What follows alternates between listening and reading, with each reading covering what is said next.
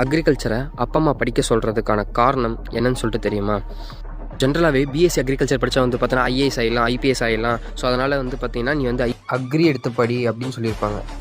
For example IAS இறையன் பையா இருக்கார், அப்புறம் வந்து பார்த்தீங்கன்னா டிஜிபி சைலேந்திர பாபு சார் இருக்கார். ஸோ இவங்களாம் வந்து பார்த்தீங்கன்னா பிஎஸ்சி அக்ரிகல்ச்சர் படிச்சுட்டு யூபிஎஸ்சி எக்ஸாம் வந்து பார்த்தீங்கன்னா அட்டன் பண்ணி அவங்க வந்து பார்த்தீங்கன்னா ஐஏஎஸ் ஆனாங்க.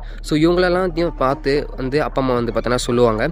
ஸோ உண்மையை வந்து பார்த்தீங்கன்னா நான் சொல்கிறேன். அக்ரிகல்ச்சர் படிக்க சொல்கிறதுக்கான காரணம்னு வந்து பார்த்தீங்கன்னா, இங்கே வந்து இப்போ வந்து ஒரு யூபிஎஸ்சி ப்ரிப்பரேஷன் வந்து பார்த்தீங்கன்னா பண்ண போகிறோன்னா அது வந்து நம்மளால் சாதாரணமாக பண்ண முடியாது. நமக்கு அந்தளவுக்கு வந்து பார்த்திங்கன்னா கெப்பாசிட்டி இருக்கணும், நாலேஜ் இருக்கணும். ஓகேவா? ஸோ இந்த கெப்பாசிட்டி நாலேஜுங்கிறது வந்து பார்த்திங்கன்னா நம்ம அக்ரிகல்ச்சரில் வந்து பார்த்தோன்னா கிடைக்கும். இது ஏன் சொல்கிறேன்னா, இப்போ மற்ற கோர்ஸை நீங்கள் கம்பேர் பண்ணக்குள்ள வந்து பார்த்திங்கன்னா அங்கே வந்து டைம் இருக்கும் எக்ஸாம்ஸ்க்கு படிக்கிறதுக்கு. ஆனால் இங்கே அக்ரிகல்ச்சரில் வந்து பார்த்திங்கன்னா எங்களுக்கு வந்து லாஸ்ட்டாக ஃபைனல் செமஸ்டர் எழுதும்போது வந்து பார்த்திங்கன்னா எதுக்காகவும் லீவே வராது. ஆக்சுவலி ஒரு எக்ஸாம் இப்போ 13 சப்ஜெக்ட்ஸ் இருக்குன்னா அந்த 13 சப்ஜெக்ட்ஸ்க்கான கோர்ஸ் வந்து பார்த்தீங்கன்னா அப்படியே லைனாக ஒரு தியரி எக்ஸாம்ஸ். ஓகேவா? ஸோ எங்களுக்கு அந்த நைட்டு ஒரு நாள் படிக்கிறது மட்டும்தான் நாங்கள் போய் எக்ஸாமாக எழுத முடியும். ஓகேவா?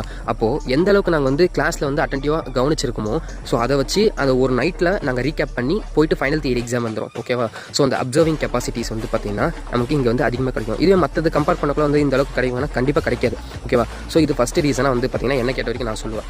ஸோ செகண்ட் ரீசன் வந்து பார்த்திங்கன்னா ஒரு ஆளுமை தன்மை.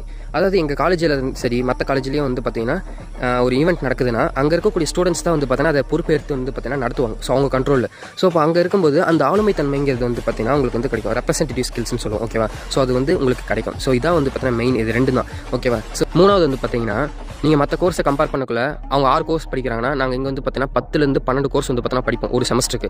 ஸோ அப்படி படிக்கும்போது நாங்கள் பேஸ்ட் சப்ஜெக்ட் வந்து பார்த்தீங்கன்னா படிக்கிறோம். ஓகேவா?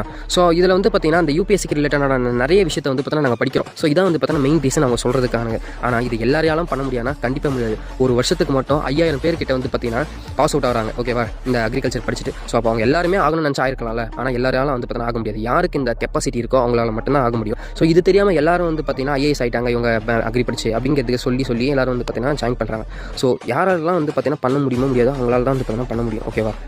ஸோ என்னை பொறுத்த வரைக்கும் நான் கற்றுக்கிட்டது இதுதான். ஸோ இதை பற்றி யாருக்காச்சும் தெரியலனா அவங்களுக்கு ஷேர் பண்ணி அவங்களுக்கு தெரிய வைங்க. ஸோ இந்த மாதிரியான அக்ரி ரிலேட்டடான இன்ஃபர்மேஷனை தெரிஞ்சுக்கிறதுக்கு நம்மளை ஃபாலோ பண்ணிக்கோங்க.